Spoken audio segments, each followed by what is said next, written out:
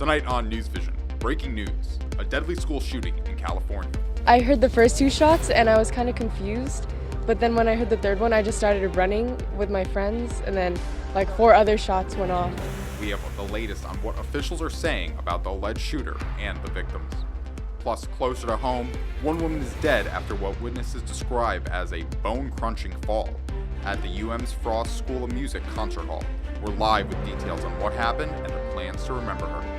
And honoring our heroes. It's nice that University of Miami also supports us as veterans by holding events like this for us and making sure that we feel supported here. The campus community comes together to mark Veterans Day and honor students, faculty, and staff who have served our country. That and more ahead on tonight's show. NewsVision starts right now.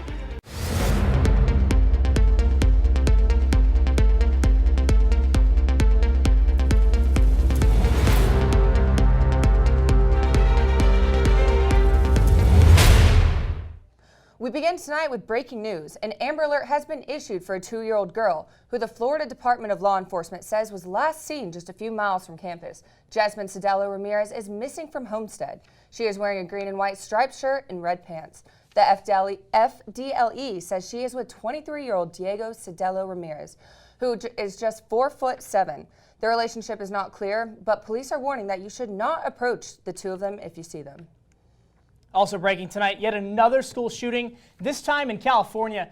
Tonight, at least two teenagers are dead. Several others were shot and are recovering in the hospital. That includes a 16-year-old shooter who deputies say shot himself in the head. The shots ran out at the beginning of the school day at Saugus High School in Santa Clarita. That's outside Los Angeles. It was very scary. We heard the one shot and then 4 after, and we just started running, and just all I heard was all these kids running and just screaming and calling their parents, and it was very sad. The alleged shooter ran from the school after the shooting, putting several neighborhoods and other schools on lockdown. Several news agencies are reporting the name of the shooter, but deputies have neither confirmed his name or a motive. And closer to home tonight, a 62-year-old woman is dead after a fatal fall on campus. It happened Sunday night as the Greater Miami Symphonic Band geared up for their first concert of the fall season. Good evening and welcome to NewsVision. I'm Danny Travis. And I'm Dave Downey. Thank you for joining us. That fatal fall happened at UM's Frost School of Music, moments before the band was set to take the stage. A tragedy took place. Reporter Sharon Danquah is live there at the Maurice Guzman Concert Hall with more. Sharon, what happened? That's right, Dave. 20 minutes before the group's performance, the Greater Miami Symphonic Band's oboe and English horn player tumbled down a flight of stairs and died the very next day.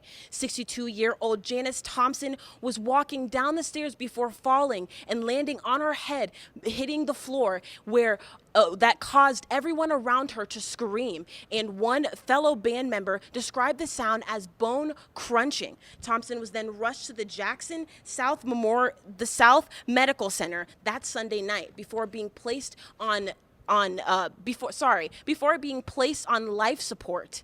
A message was then sent to every member of the group to tell them that Thompson had died.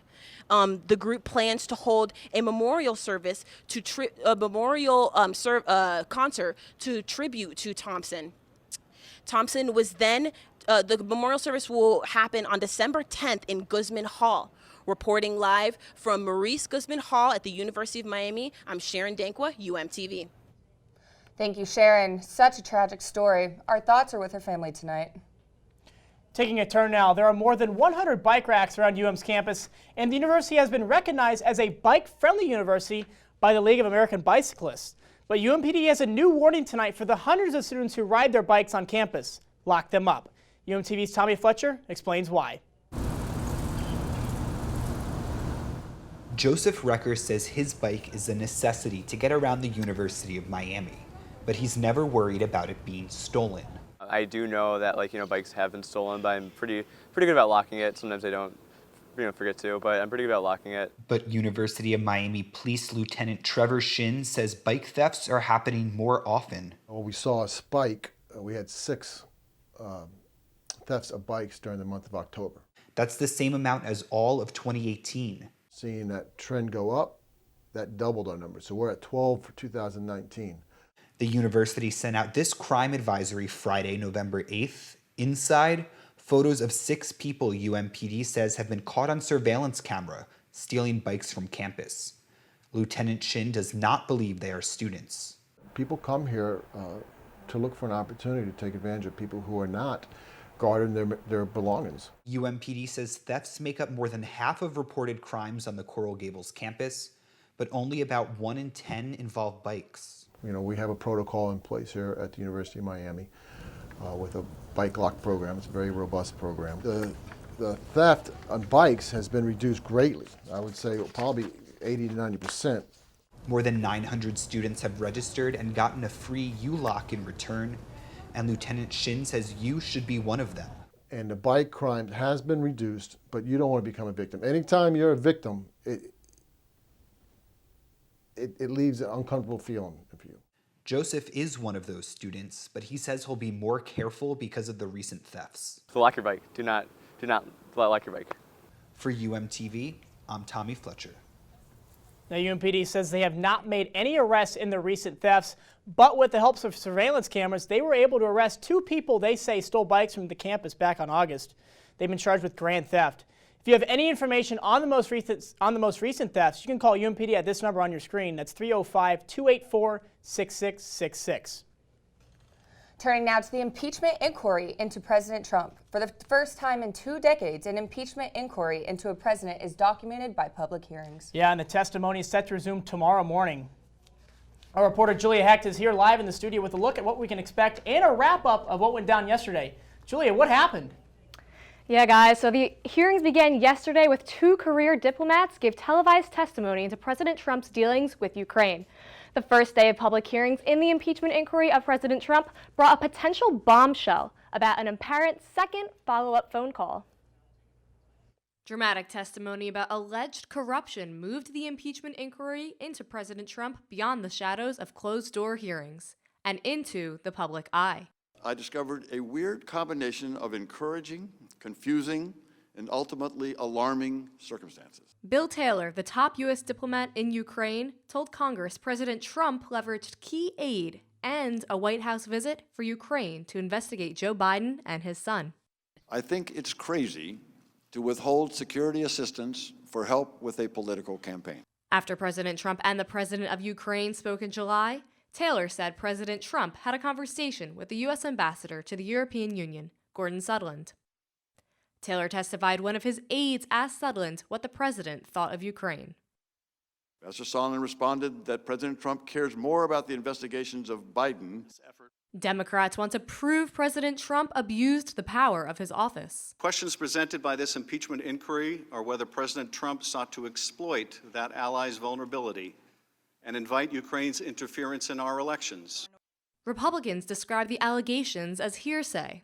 They argue because Ukraine never launched those investigations and eventually received funding, the administration did nothing wrong. I think this is a sad chapter for the country, but frankly, a good day for the facts and a good day for the President of the United States. While the president blames Democrats for playing politics. There was no quid pro quo, pure and simple. Former United States Ambassador to the Ukraine, Maria Yovanovitch, is set to testify starting around 9 tomorrow morning, and we could be in for even more televised hearings. After this week, lawmakers expect at least one more week of public hearings. Live in the studio for UMTV, I'm Julia Hecht. Thank you, Julia. One Washington State University student has died. Samuel Martinez was found unconscious and not breathing at the Alpha Tau Omega fraternity house on Tuesday morning. Fellow fraternity members had reportedly tried to perform CPR on the 19-year-old, but he was pronounced dead on the scene. Although the investigation is ongoing, police say it is likely alcohol-related. However, they do not believe Martinez's death meets the definition of hazing. All Greek life organizations at Washington State have self-imposed suspensions for the remainder of the semester.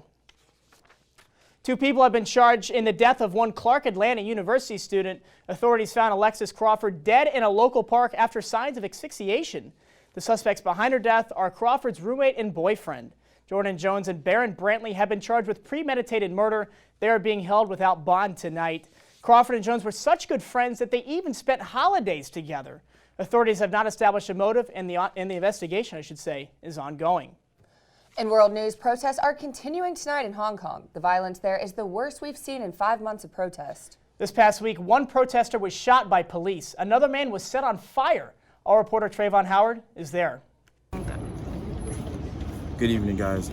Hong Kong was in complete chaos last night, and here specifically here at the Chinese University of Hong Kong, where one of the major clashes between police and student protesters took place. You can see the university is basically been kind of ruined. Protesters basically pulled a brick from the sidewalk right over here, and they kind of cut it. They used like different instruments to cut them in half and make them smaller, to then throw it at the police. If you turn this way, you can see that right now it's a bunch of like bags and stuff, and some of the bags are trash, and some of them have supplies in them for the protesters. And right now, protesters are kind of just regrouping and getting ready for what may happen tonight if police force decide to come. Right now, there's helicopters flying over the area. The roads near the university are all blocked. There's really not much activity going in and out of the university besides what the protesters have. There hasn't been any university officials here on this campus that I know of that have come here to speak with the protesters. But this is where we're at, and I spoke with some protesters about what do they see an end in sight? Do they see that will it be over by tomorrow? They said that they don't know, and that they're going to make sure that no police enter this campus. So we'll just have to see. But reporting in Hong Kong, Trayvon Howard, UMTV.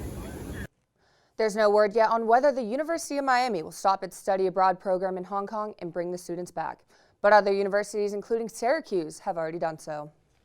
That is so sad to see. I hope everyone's okay. Yeah, it's cool. I think it is sad, but I think it's cool to see one of our own over there across the pond in Hong Kong. Now, still ahead tonight, back here on campus, honoring our nation's heroes. We'll take a look at how Veterans Day was celebrated here on campus, and also take you inside one event honoring students who have served. Right now it is 77 degrees in Miami and in the mid to upper 70s throughout most of South Florida. Coming up ahead, we will go over snow up north and throughout most of the U.S. really. Less humidity for us and a cold front heading our way Friday night into Saturday morning after the break. You think getting dumped by text is harsh? Try getting dumped by a tennis ball. My ex-owner drove me out to the woods, yelled fetch, and by the time I brought the ball back, he was gone. Yeah, I was pissed. But the folks at the shelter helped me let go of my anger. I learned coping skills, like taking it to the hole. Boom! Now I'm ready to fetch again. But how about I throw and you run and get it?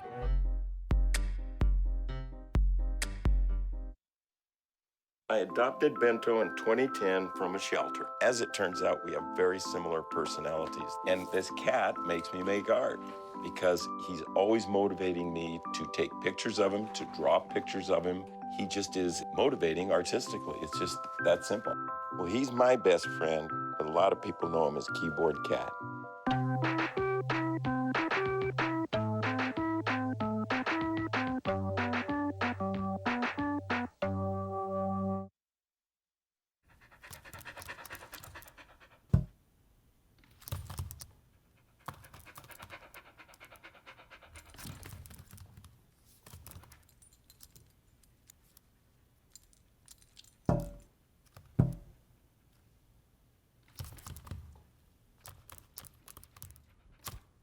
There's a shelter pet who wants to meet you. Meet one today. Visit theshelterpetproject.org. Adopt. I'll never forget the day our landlord called and said, read your lease. No pets allowed. My owner tells him my dog ate the lease, but that didn't work. And now I'm stuck in a shelter. But this pit bull is ready for a new crib. I'm loving, loyal, and play well with others. So don't be intimidated by all my muscles, because the biggest one I have is my heart. That's right, I said it.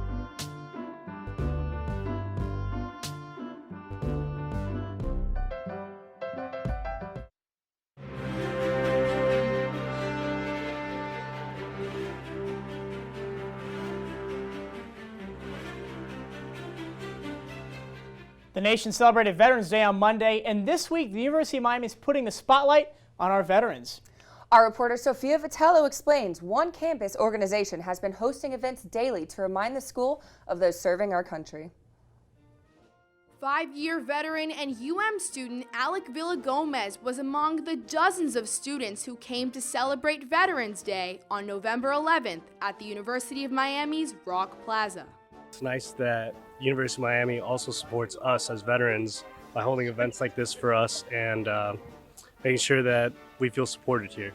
To honor Alec and all who have served in the military forces, the University of Miami's Veteran Student Organization has began hosting the week-long events this year. It's the ceremony to celebrate today our veterans, current veterans, and those who are still serving and who are no longer serving. We focus on closing the gap between veterans and civilians, that we can learn from each other's experiences. There are an estimated 400 veteran students and over 850 veteran faculty members at the University of Miami. And the Veterans Day event at the U is not the only way the organization is trying to help those veterans. Basically, we have a whole bunch of initiatives we're working on to just make things better for veterans and students here at the University of Miami. A recent one that we had just passed is a bill to actually get something named on campus here, a building or a plaza after veterans. And the university is planning other events to honor veterans. The next will be a luncheon on Friday at the Low Art Museum from 11 a.m. to 2 p.m. Reporting for UMTV, I'm Sophia Vitello. That was our reporter, Sophia Vitello, who's been busy this week covering different events. That's right, Danny. Sophia is also following two exciting musicals that open on campus tonight. One a murder mystery and the other is a Disney classic. Sophia joins us now live with more details on both productions. Hey, Sophia. Thanks, Dave. The Ring Theater is bringing comedy to the campus starting tonight at 8 p.m. The Mystery of Edward Drood is an interesting play that it directly involves the audience. The show surrounds the mysterious Edward Drood and who specifically killed him. But the plot twist is that it depends directly on the audience because they are voting throughout the show on who is the killer. And whoever they say the killer is becomes that specific character. This is a Tony Award-winning show, and since it is set in Christmas, it's great for the holiday season right around the corner.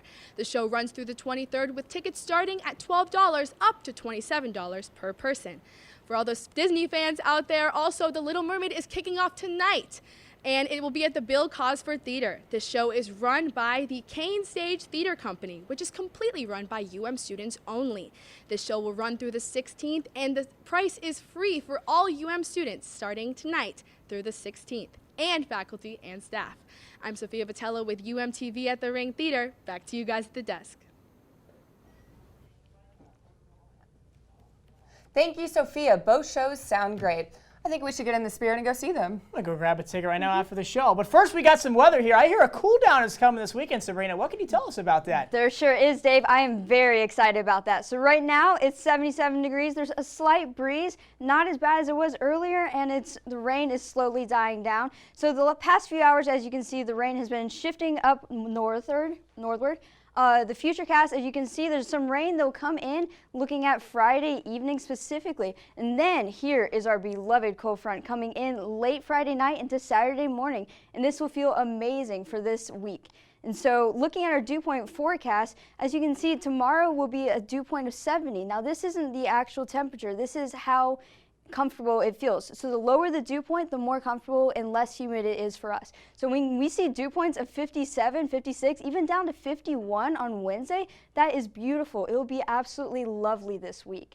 And so nationally, it's not so lovely. As you can tell, there are temperatures in the mid 40s and mid 50s and even down to 28 in Chicago throughout the U.S. And with this, there's also some snowfall. So we're having a lot of snow throughout the northern U.S., including up to a foot of snow around the Rockies. Luckily, though, we're not there. So tonight's forecast, it'll be 74 degrees, still muggy, less windy, pretty nice. Tomorrow will be a high of 83 degrees, cloudy and humid, some afternoon showers. And looking at our 7-day forecast, as you can see, the temperatures will decrease amazingly. So tomorrow is when the cold front will come in tomorrow night, 83 degrees. There may be some morning rain Saturday as the cold front settles in. However, by Saturday afternoon into the weekend and early next week, it'll be absolutely beautiful to spend time outside by the lake, maybe toss around a frisbee. Absolutely beautiful week. So we'll have highs in the 70s and lows of the 60s, even dipping down to 58 Saturday night. Back to you guys. Remember, after seeing some readings close to 90 just a couple weeks ago, seeing a low temperature in the upper 50s here in a couple nights, I can't wait for that. That's absolutely crazy. You know, I'm not a fan of the cold weather, so I'm going to miss the 90-degree weather. That's Definitely glad you're here, that's for sure. Exactly. And still to come in sports. One recent event has sparked more interest in the University of Miami's lesser-known sports. We'll explain. Plus, one Hurricanes volleyball player has been killing the competition in her first season here at UM. Sports anchor Maxwell Trink has that story and much more. After a short break, stay with us. There. Can I tell you a cat joke? Just kidding. Why did the girl ask the mushroom to dance? Because he was a fun guy. What do you call a pig that knows karate? Pork chop. Why was the basketball court all wet? Why? Because the players kept dribbling all over it. Can I tell you another one? So how does a tissue dance? Put a little boogie on it. What's Beethoven's favorite fruit? Banana. What is a boxer's favorite drink? Fruit punch.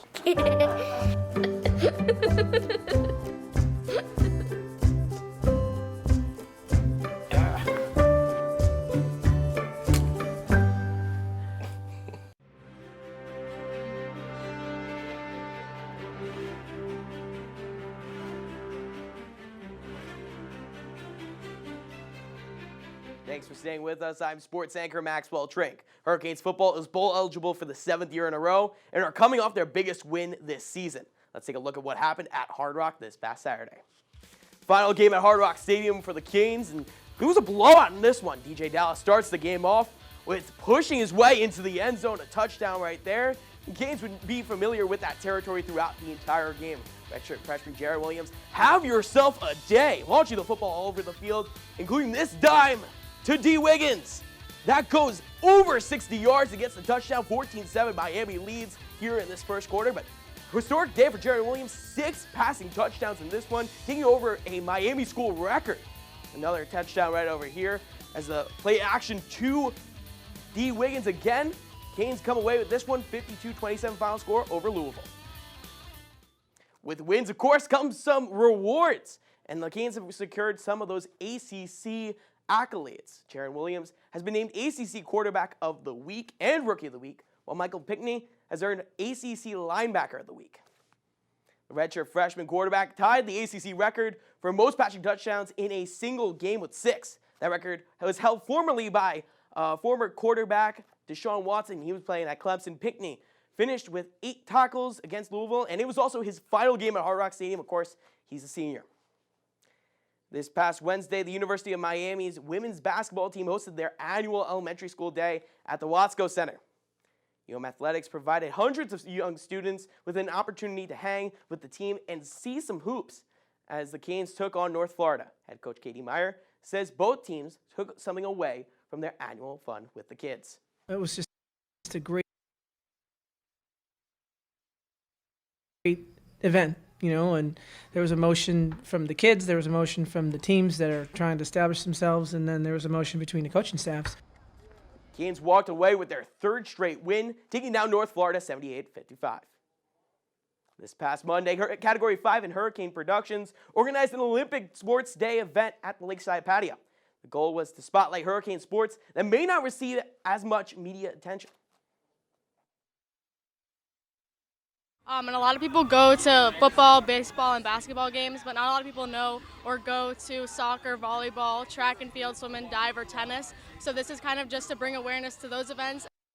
A large showing of athletes made an appearance at the event to celebrate all their achievements this past semester.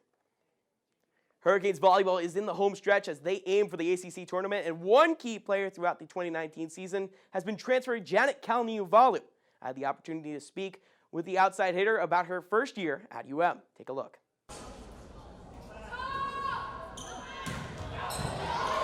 From her long curly locks to her vocal leadership on the hardwood, Janet Kalinavalu has been shining as a focal point for UM Volleyball.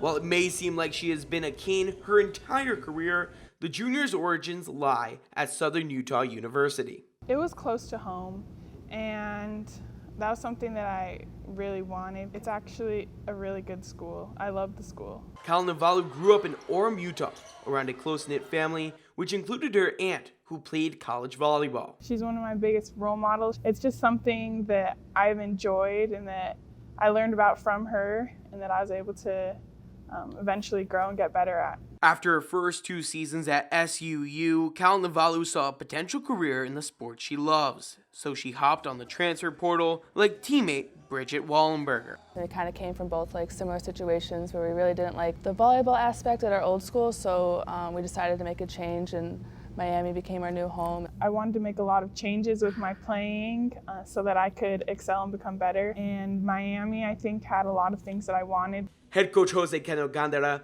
has noticed the outside hitter's potential and leadership in her first season at UM. She has a great presence on the court. She brings some joy to our gym. She's very serious. She came in with a lot of trust in our staff and knowing what she wanted, and she's definitely going after it. And Kalinavalu's endgame is getting ready for the future. I just want to be able to become the best player that I can and to keep learning every single day. And so we're teaching her not only the skills, but the game itself, so she can continue to play beyond the University of Miami. Volleyball, of course, will be back tomorrow night against North Carolina State, taking on the Wolfpack 5 p.m. Sounds awesome. Looks like everyone needs to go. With the bye week in football coming up, seems like a perfect opportunity to check out a volleyball match. Anyway, stay with us. NewsVision will be right back right after this. Maybe you can make retirement happen. After all, you made her college years happen. Opening that education savings account when she was little. Spearheading a campus tour. And another, and another, and another, and another. Bam! Deciphering financial aid. She was like, what? But now she's like, you aced planning for college. Now get the tips you need to get on track at aceyourretirement.org. Your daughter just had her first breakup. Do you A, put yourself in her shoes?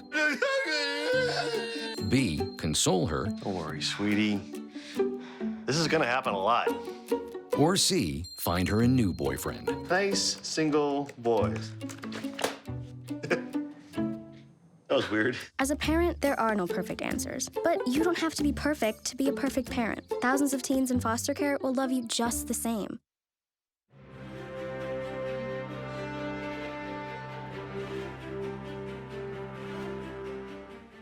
Thanks for staying with NewsVision. Last week, the shops at Merritt Park, right around the corner from campus, hosted a special event called Bark and Sip. The event was organized by the Humane Society of Greater Miami, several restaurants, and local dog care companies. The Humane Society of Greater Miami is a nonprofit charitable animal welfare organization that strives to give as many animals a possible chance. Donations right now, so you can get a cool little Tito's beverage over there, as well as some bandanas, get your dog picture taken, because a lot of people don't have pictures with their dog, so we're offering that. But we're donating all of the money that people are doing today towards the Humane Society of Greater Miami. Today, over 400 cats and dogs are in the care of the Miami-Dade Humane Society and looking for homes. For more information on adopting, you can visit their website at humanesociety.miami.org. That is so cute. It makes me want to go adopt a cat. I want every single dog I saw in that clip. I just want to know when the next event is going to be called Meow and Sip. I mean, there's the Bark and Sip for dog people. Well, when's the Meow and Sip? Sounds like something I need to go If to. you have a Bark and Sip, do you need it? I just admitted it. Yeah, exactly. Listen, maybe be a gerbil guy before a cat guy. I don't know. Yeah. Sounds like you're a hamster really guy. don't like cats. Not really. They're I'm a big okay. dog guy. Miss my dog Molly back home. Oh, yeah. I miss all see my her in a cats week. back. Yeah, that is true. My Maximilian just That's all we have for tonight. Thank you for joining us. NewsVision will be back next week with a special hour-long edition and our last episode of the semester. We hope you'll join us, but until then, have a good night.